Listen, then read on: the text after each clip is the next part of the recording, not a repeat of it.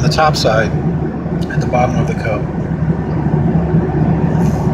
there is no liquid there, but there's a small little well of water on the bottom, which implies that the plane is slightly tilted upward. It's been consistently like that for the past 10 minutes. The airplane is consistently tilted upward because we're living in the concave Earth.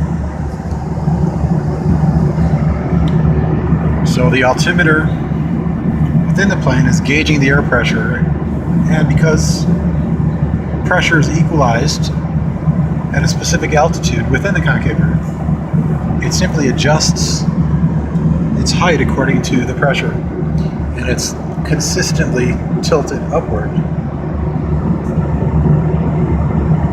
See how it's bare? You got like a bald spot at the top, and you got a little well at the bottom.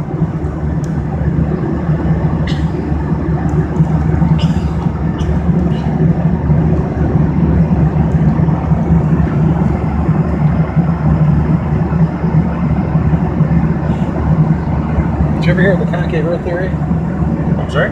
Have you ever heard of the concave Earth theory? I'm not familiar. Okay. I mean, it's a theory that we're living inside a hollow Earth, but we're on the, like the hollow Earth theory, like they think that there's a hollow void in the middle of the Earth. Yeah. But instead of there being a middle void in the middle, we're actually in the void of the Earth. So the universe, like the stars, the planets, they're all very small, very close to us inside the Earth. Well, I can't say I've ever heard that one. How long have you been a pilot for? 20 years.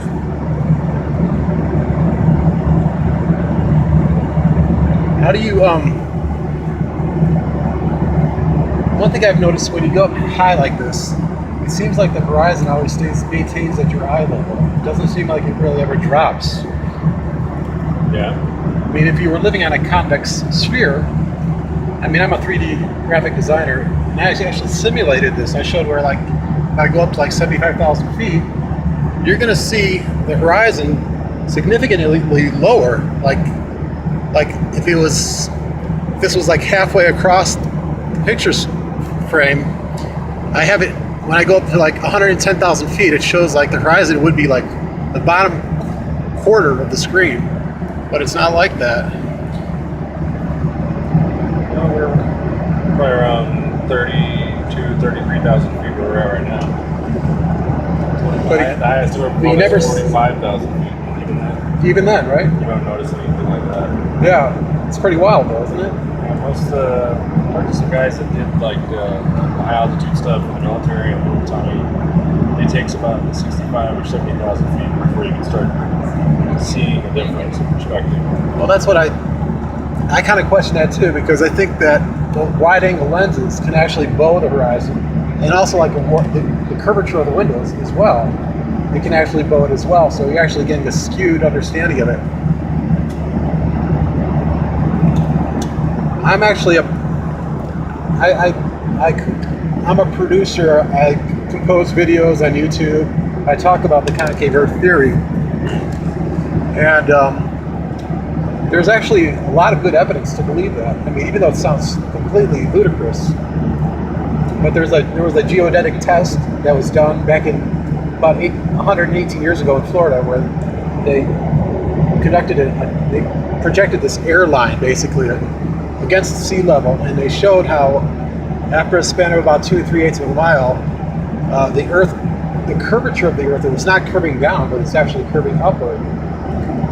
So you have a small sun, you have a small moon, you have the planets, you have the stars. Actually, the stars are encased in this ball in the middle of the Earth. I point up to the middle of the Earth. It's pretty wild, isn't it? It's different perspective than I've ever heard. And there's no rotation to the Earth either. That's already been debunked. This modern, conventional heliocentric concept that scientists, that education systems have been pushing, it's completely based on just mathematical formulas, but they're not based on reality.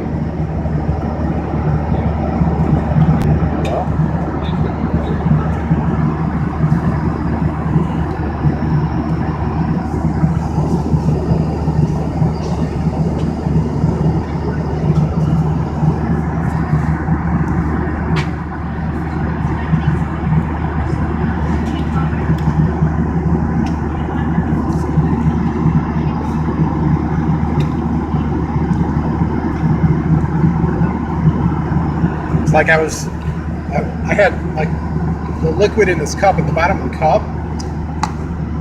You just put a little bit in and you look straight down there.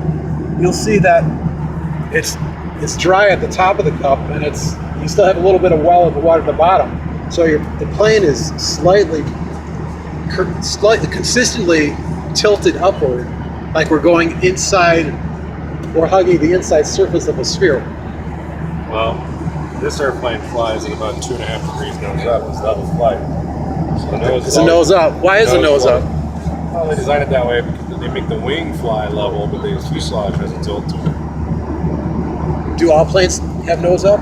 Most Boeings do. I don't know about like the French and the Airbus, but the Boeings usually fly at 2 to 2.5 degrees, nose above level horizon for level flight.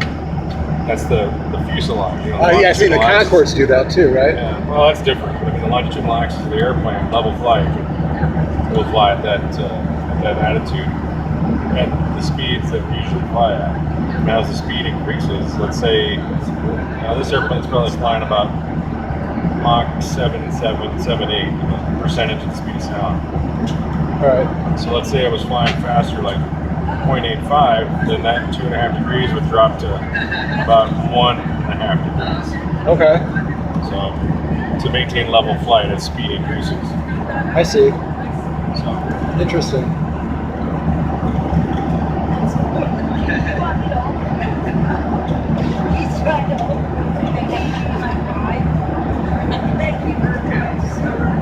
That's interesting.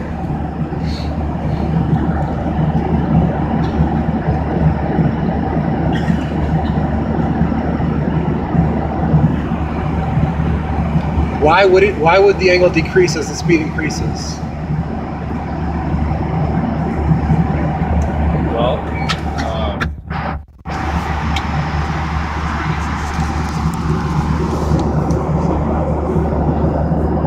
you kind of have to look at why to understand why Boeing did it that way, but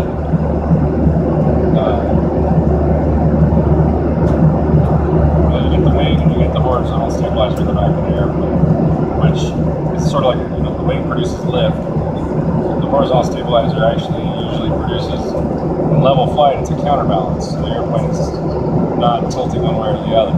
So as it accelerates, the force, you got a bigger lift vector. So to reduce that, tilts the nose down a little. I see. So we want to maintain level flight. Right, we want right, to right. be increasing altitudes. So if you were tilted up higher at a faster velocity, you would just go way up. The nose is what's 2.5 degrees.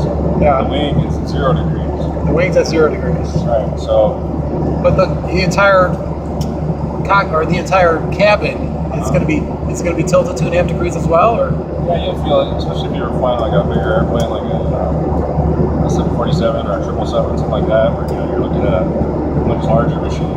You can actually sit in the very back, and you can look in the front of the airplane. You can see you're almost looking kind of uphill. yeah, right. So, Interesting.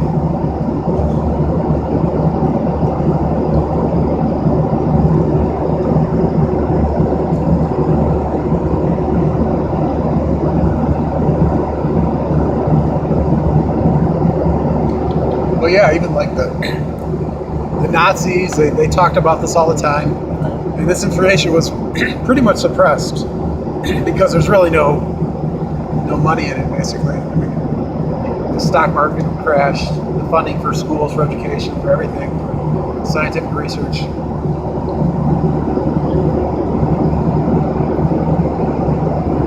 Another experiment they did was they have a plumb bob. They stick plumb bobs down 2 separate mine shafts, and this was done around the turn of the 20th century. But these plumb bobs are about 1,450 feet long, and they're made out of piano wire, and they put weights at the bottom of the shafts. So they got 2 mine shafts, and they're about 1,450 feet apart, and they expected the bobs to kind of to get closer to each other at the bottom, because they thought that the center of the Earth would, cause them to converge together like that. But actually the opposite happened, where the bottoms actually diverged at the bottom, and it was consistent with with a radius of the Earth, but in reverse. So basically, the center of the Earth would be 4,000 miles above instead of below. Yeah, pretty wild.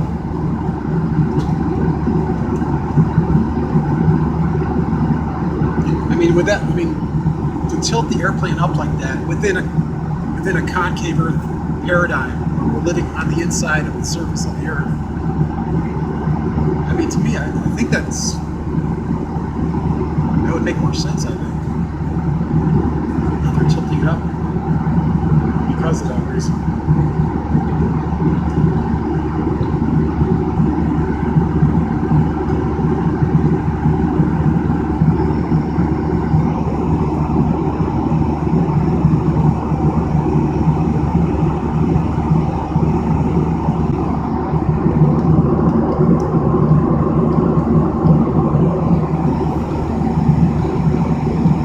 Yeah, that and the horizon being too high, even at Concorde height, you're still going to have, people might say that, okay, we're starting to see the curvature of the Earth, but it's still at your eye level, and that's impossible on a sphere, on a ball. It's impossible for the horizon to be always at your eye level. It should be much lower.